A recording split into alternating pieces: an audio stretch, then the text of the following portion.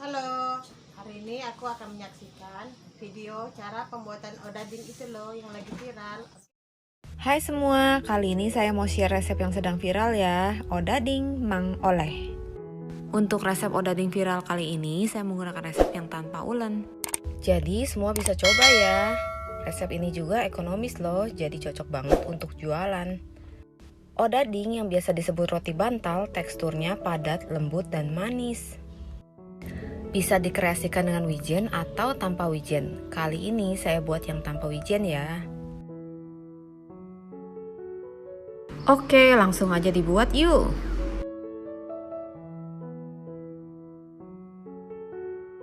Untuk airnya, di sini saya menggunakan air panas dispenser, kemudian mencampur gulanya hingga larut. Setelah gula larut, kemudian pastikan airnya sudah tidak panas dan masukkan raginya.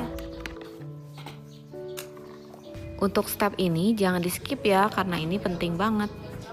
Selain untuk mempercepat proses pengembangan, step ini juga berguna agar ragi tersebar merata. Jika raginya sudah mengambang, kita masukkan telur dan minyaknya. Kemudian aduk rata. Nah, setelah bahan basah tercampur merata, kemudian kita siapkan bahan keringnya. Untuk jenis tepungnya bisa digunakan protein tinggi, protein sedang, atau bisa juga dicampur. Kali ini saya menggunakan tepung protein sedang untuk mendapatkan tekstur yang padat dan lembut. Aduk rata bahan kering, kemudian masukkan adonan basah. Nah, di sini cukup aduk rata dengan sendok. Tidak perlu diulen ya, resep ini praktis banget. Cocok juga buat anak kos. Contoh adonan yang baik, di sini adonannya tidak lengket ke wadahnya, tapi masih bisa diaduk dengan sendok. Saran saya, jika baru pertama kali mencoba resep ini, tuang cairannya sedikit demi sedikit. Karena kelembapan tepung berbeda-beda. Dan pergantian bahan juga berefek berbeda ya.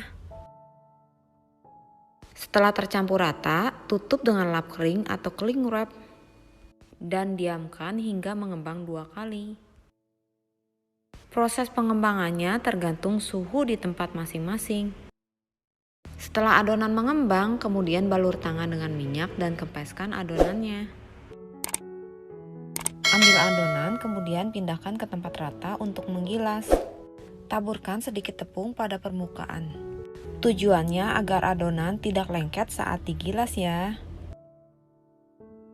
Kemudian ratakan adonan dan gilas membentuk persegi panjang.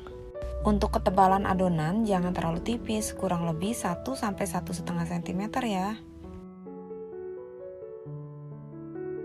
Nah, setelah adonannya terbentuk, kemudian diamkan kembali selama 10–20 menit. Di sini saya lebih suka mendiamkan dulu adonannya baru dipotong kemudian. Karena jika dipotong duluan, adonannya saat mengembang akan menempel kembali.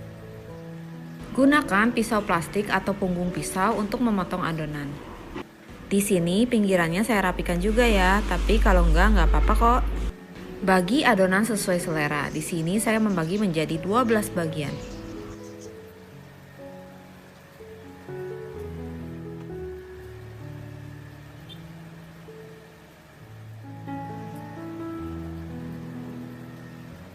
Setelah semuanya terpotong, kemudian panaskan minyak dan goreng dengan api kecil sampai sedang. Saat menggoreng, jangan dibolak-balik ya, tunggu sampai permukaan bawahnya kecoklatan, baru dibalik. Menggoreng roti ini sama dengan menggoreng donat. Jika awalnya minyak kurang panas, maka adonan akan menyerap minyak. Jadi pastikan dulu minyaknya sudah panas ya. Nah, untuk warnanya, odading memang warnanya lebih kecoklatan dibanding donat ya. Karena lebih banyak mengandung gula dan biasanya ukurannya besar-besar.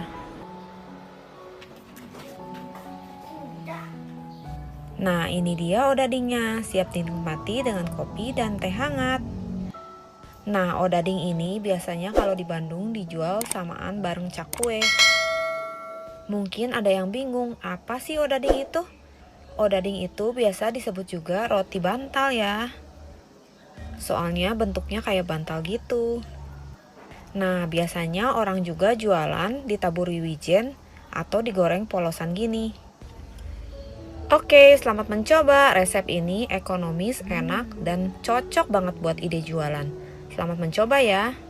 So pasti siapapun bisa buat ya. Terima kasih sudah menonton. Sampai jumpa di video selanjutnya.